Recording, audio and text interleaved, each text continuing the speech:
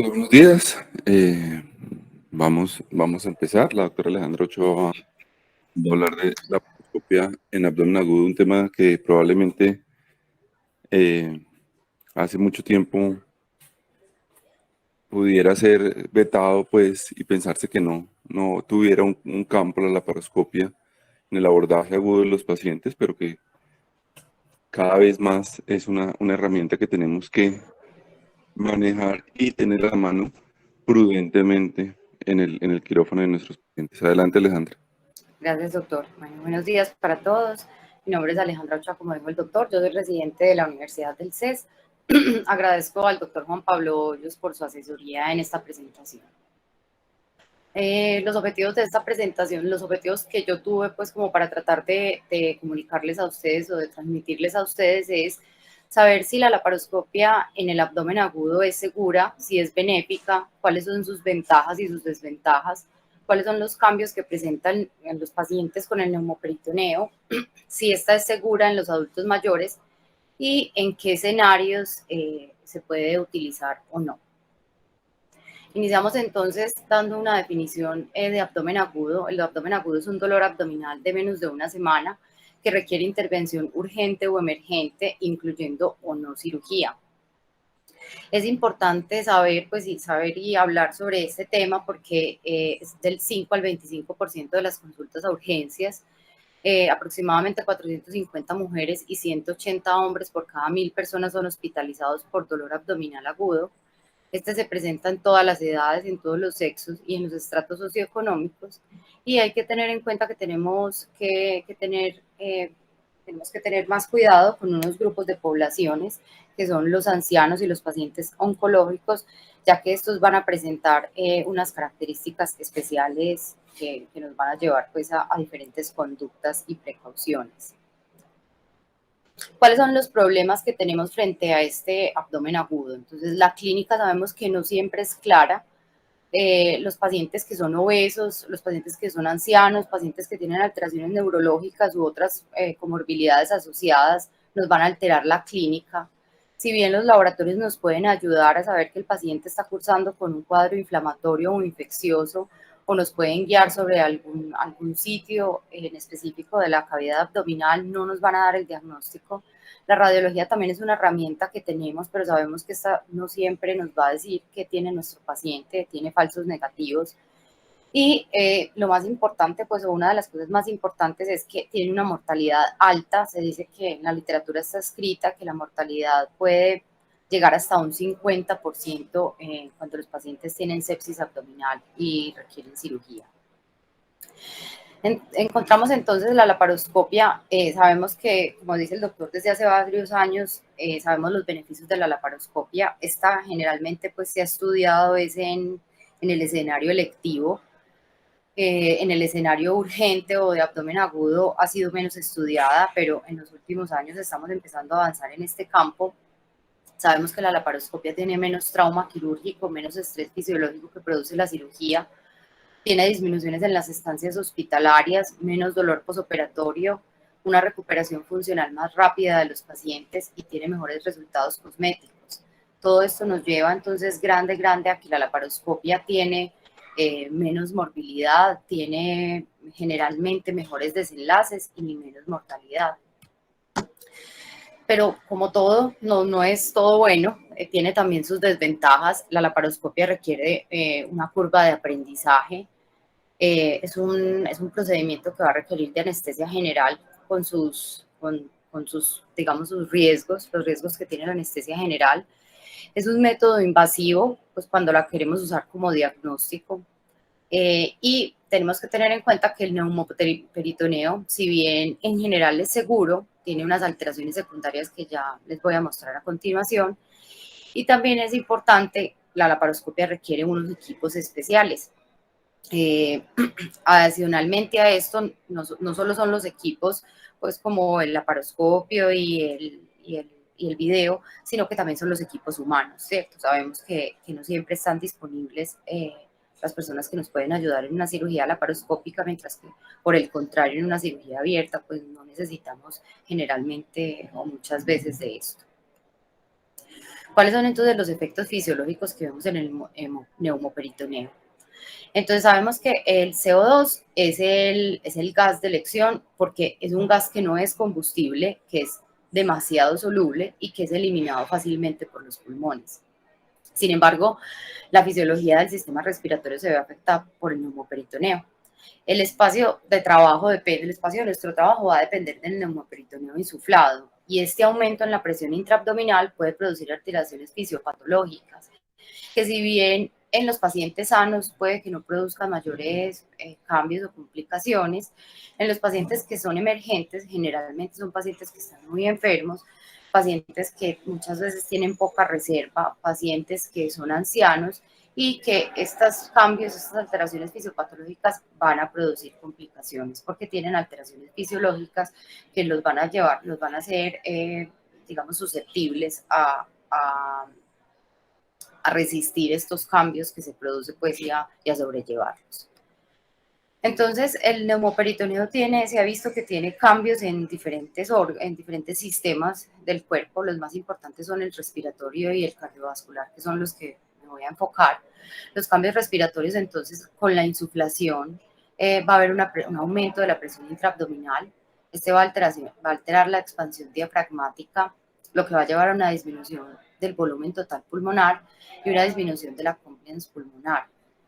Esto se va a traducir en una disminución de la capacidad residual funcional del pulmón, lo que nos va a llevar a un aumento de un espacio muerto alveolar y a una alteración BQ. Adicionalmente, los cambios de posición como el Trendelenburg y el Trendelenburg reverso que vamos a utilizar en nuestras cirugías van a darle van a pues como a empeorar estos cambios que acabo de mencionar. La hipoxemia, todos estos cambios que menciono se traducen en una hipoxemia. Esa hipoxemia en los pacientes que están sanos, ellos pueden tolerarla, no producen, digamos que, mayores complicaciones o cambios patológicos importantes, pero en los pacientes que están críticamente enfermos, pues pueden producirles cosas que tenemos que tener en cuenta. Entonces, por ejemplo, la enfermedad cardiopulmonar severa o una enfermedad crítica de un paciente es un alto riesgo de hipercapnia y acidosis.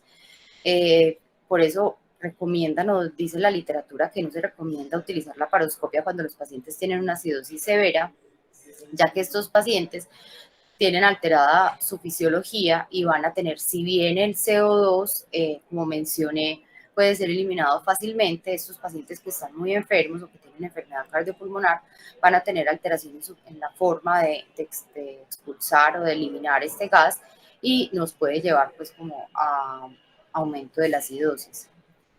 Es importante tener en cuenta que para poder saber, pues para poder tener cuidado, para poder utilizar la laparoscopia en estos pacientes con abdomen agudo, debemos tener un monitoreo continuo de los parámetros cardiorrespiratorios para saber pues cómo va nuestro paciente.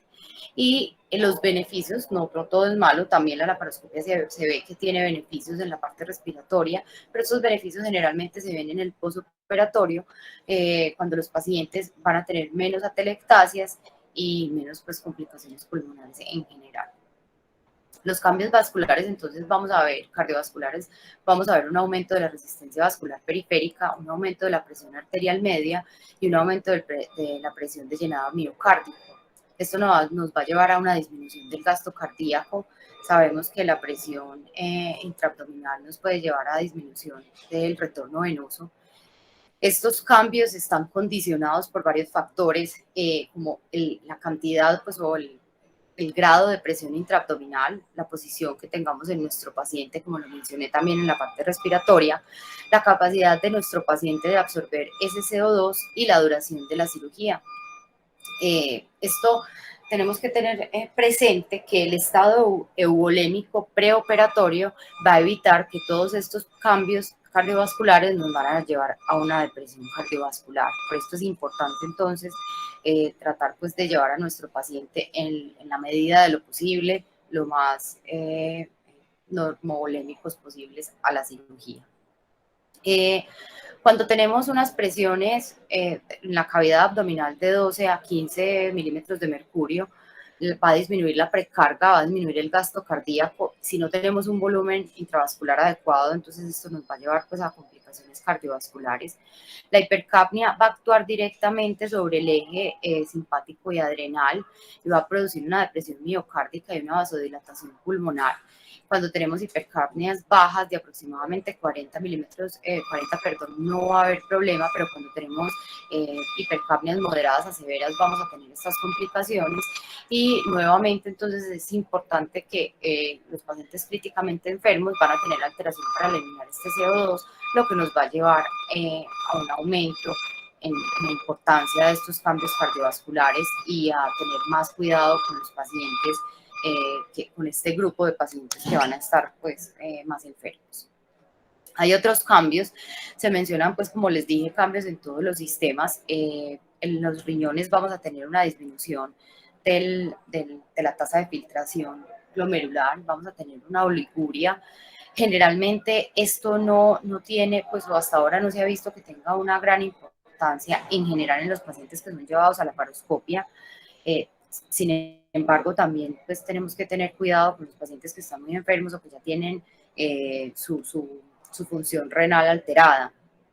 En general, la laparoscopia no va a producir alteración como tal o una disfunción renal en la mayoría de los pacientes, pero tenemos pues que tenerla en cuenta en estos pacientes. Y también se ha visto que hay una alteración, que hay un cambio, digamos que hay menos producción de los marcadores inflamatorios, que al parecer también es importante, pues, y es uno de los beneficios que nos muestra la laparoscopia en estos pacientes. Bueno, entonces, cuando ponemos la laparoscopia en el escenario de las urgencias quirúrgicas de un abdomen agudo, en la literatura vemos que hay una falta de implementación en general, y esto generalmente se ha visto que se debe porque tiene una curva de aprendizaje más alta que la cirugía abierta, o por lo menos en nuestro entrenamiento estamos de pronto en general en este tipo de cirugías más expuestos a las cirugías abiertas que a la laparoscopia, y en general vemos que la laparoscopia tiene un mayor tiempo operatorio, entonces también las personas que no están muy de acuerdo con ella, pues este es uno de esos criterios que ellos defienden. Esta es buena, es benéfica en estos pacientes porque puede reducir el retraso en el diagnóstico, que es un factor tan importante en el desenlace de estos pacientes, y se ha visto definitivamente que disminuye las tasas de laparotomías no terapéuticas.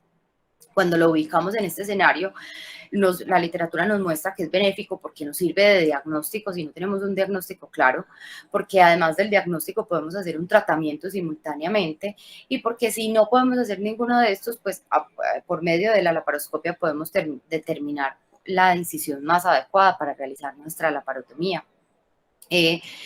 Reporta la literatura que a nivel mundial se hace, o pues lo saqué de unos estudios de Europa, se ve que solamente el 13% de las cirugías mayores urgentes, esto excluye apéndice y vesícula, son llevadas, pues los cirujanos deciden llevarlas a hacer pues por laparoscopia, y de estas el 7% son completadas por laparoscopia. Bueno, entonces, ¿en cuáles escenarios? Se ha estudiado en varios escenarios, voy a mencionar unos pocos de los que más frecuentemente se utiliza, o digamos que más están avalados o usados. El dolor abdominal inespecífico es un dolor abdominal que tiene un diagnóstico incierto después de que se realiza un examen físico y unos exámenes adecuados. La laparoscopia se presenta como una herramienta adecuada en este escenario, con una precisión diagnóstica de un 87 hasta un 100% para realizar el diagnóstico de estos pacientes. Va a evitar laparotomías no terapéuticas entre el 36 al 95%, que es un número muy importante. La morbilidad afortunadamente es muy baja, en muchos reportes la morbilidad pues es del 0%, podemos encontrarla hasta el 9%, y la mortalidad también, si bien no se registra en general, es descrita y la observamos como muy baja. Sin embargo, requiere más estudios, faltan estudios que nos muestren pues como datos más específicos y escenarios más específicos en donde utilizar pues la laparoscopia en estos pacientes. La colecistitis aguda, sabemos que entonces desde hace varios años el estándar de oro de la laparoscopia Se ha visto que disminuye el número de complicaciones, principalmente las complicaciones de la infección del sitio operatorio. Tenemos en general una tasa de conversión de 11.4%. La literatura a veces nos habla de que la colecistitis gangrenada o perforada podría ser una indicación para hacerlo abierta. Sin embargo, sabemos que en general y en nuestro medio no es una indicación para hacerla abierta y sigue siendo, sigue siendo mejor hacerla por la laparoscopia. Y las indicaciones o los criterios para convertir una cirugía, una colecistectomía, a una cirugía abierta es cuando no tenemos una visión de seguridad, cuando no tenemos una visión del triángulo de calor, cuando hay un sangrado que no se puede controlar por la laparoscopia y cuando tenemos una sospecha de lesión de vía biliar. Digamos que esto no los ponen nunca como contraindicaciones absolutas, esto puede ir más a criterio del cirujano de cómo se esté sintiendo pues en la cirugía, siempre teniendo en cuenta pues que la mayor complicación es la lesión de la vía biliar y que debemos de tratar de no realizarla y que últimamente o vemos que tenemos la colecistectomía subtotal como una opción para evitar la conversión en estos pacientes si se puede realizar. La apendicitis aguda, en la laparoscopia va a tener beneficios en la localización del apéndice, que a veces nos puede ser difícil de forma abierta, y definitivamente una disminución en la morbilidad de la pared. Entonces, en infecciones del sitio operatorio, por ende en hernia incisionales, el beneficio se ve mayor en los pacientes obesos y en los adultos mayores. Sabemos que también disminuye las infecciones del sitio operatorio, va a llevar a que los pacientes tengan un inicio de la vía oral más rápidamente y menos tiempo de hospitalización en las complicadas. Esta se ha estudiado mucho la laparoscopia en peritonitis. Y se ha visto que definitivamente a los pacientes les puede ir mejor. Sabemos que hay unas controversias en cuanto, digamos, a la cantidad de lavar o no lavar, pero esto pues ya es una cosa como más específica que no viene a la presentación. Tenemos unas tasas de conversiones del 0 al 27% aproximadamente. Y sabemos que hay un grupo importante, y son las mujeres, en donde muchas veces nuestro diagnóstico no es muy claro. En estas nos puede ayudar, al diagnóstico es benéfica para ella. Y también hace unos años pues se decía que de pronto era negativa o no era buena para los pacientes en embarazo, pero ahora hay estudios y se ha visto que a las mujeres que están en embarazo se les puede realizar también con precaución una laparoscopia en apendicitis, e incluso en apendicitis complicadas, y son pacientes pues que presentan unos buenos desenlaces. La úlcera péptica perforada es otro de los escenarios en donde más ha sido utilizado. Los estudios nos muestran que es segura, que se puede hacer, que tiene buenos resultados. Hay estudios de beneficio y por lo menos pues de no inferioridad versus la cirugía abierta. Las cosas negativas que se han mostrado en este escenario es que al parecer hay un aumento de número de reintervenciones cuando se realiza con laparoscopia. Parece esto estar directo pues con la curva de aprendizaje al ser una patología que digamos es más reciente en donde la estamos utilizando. Y la literatura en general nos recomienda pues no realizarla en pacientes que tienen un shock hemodinámico cuando se presenta pacientes con más de 24 horas de la perforación, pacientes mayores de 70 años y ASA mayor de 40. Nuevamente, estos son recomendaciones, son sugerencias, no son contraindicaciones absolutas, excepto el shock, pues, pero hay que tomar, pues, como individualizar cada paciente, pero vemos que tiene buenos resultados cuando la utilizamos en esta patología. La obstrucción intestinal también la han estudiado. Hay varios artículos que muestran que es segura, que es posible, que también tiene buenos resultados. Tenemos unas tasas de conversión más altas, aproximadamente del 30%. En general nos dicen que cuando debemos de hacer resecciones intestinales no es tan adecuado cuando tenemos isquemia intestinal, pero esto tampoco son contraindicaciones absolutas para realizarla. Y los mejores candidatos para llevar a la laparoscopia son los pacientes que no tengan muchas cicatrices en su pared abdominal, o sea, que no tengan pues muchos antecedentes quirúrgicos, cuando la obstrucción es proximal, cuando la distección abdominal es de leve a moderada y cuando tenemos diámetros de asas de menos de 5 centímetros. todavía hay controversias pues en este caso, en esta patología. No hay, digamos que unos criterios específicos que nos digan a quién o no hacerla. Sin embargo, pues podemos ver que ya la tenemos en nuestro panorama, que la podemos implementar mientras tengamos un paciente adecuado y nos sintamos en condición de realizarla. Hay otros escenarios antes de meterme pues al adulto mayor, como la diverticulitis complicada, que también, y como algunas urgencias ginecológicas, que también pues se ha visto que es benéfico, pero que faltan aún más estudios para concluirlo pues y para poderla implementar pues un poco más. Bueno, entonces hay otra cosa importante, y es que un porcentaje alto de nuestros pacientes son pacientes adultos mayores. Sabemos que este grupo de pacientes son un grupo especial en los que debemos de tener mayor cuidado. Son un grupo de pacientes que en general con abdomen agudo van a tener una morbilidad del 22% e incluso más altas. En algunas partes en la literatura la encuentra uno, morbilidad de aproximadamente 25%. Sin embargo, puede elevarse a 45% en mayores de 80 años. Estos pacientes van a presentar una mayor dificultad en su recuperación y por lo tanto van a tener peores desenlaces.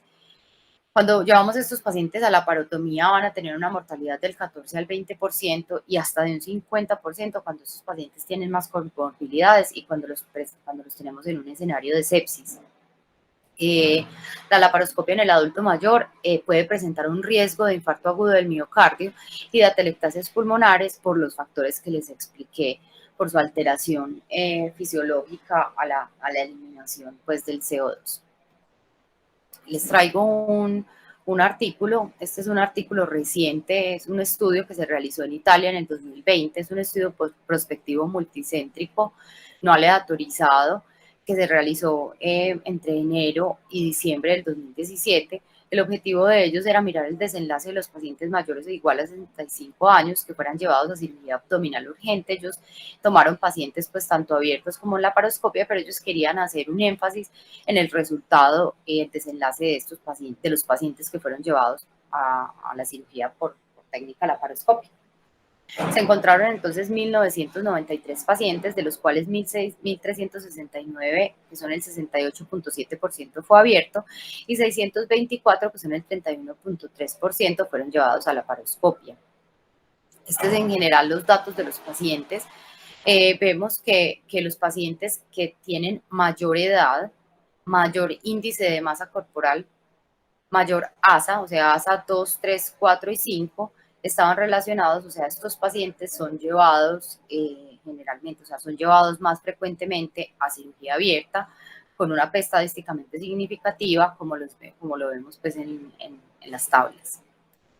Los resultados grandes, ¿cierto? Ellos sacaron pues muchas variables y muchos resultados, pero los resultados grandes que ellos encontraron fue una tasa de conversión de 14.4%, una morbilidad total de 32.6%, la laparoscopia 22.1% versus abierta 36.2%. Esto tiene una P estadísticamente significativa y una mortalidad total del 8.8%, la laparoscopia 2.2% versus 11.2%, también con una P estadísticamente significativa entre la laparoscopia y la cirugía abierta.